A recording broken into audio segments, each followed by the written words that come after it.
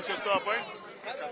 आज मैं मैसेज नहीं दे सकता, जो देना था वो परसों तक दिया हूँ और मुझे पक्का भरोसा है।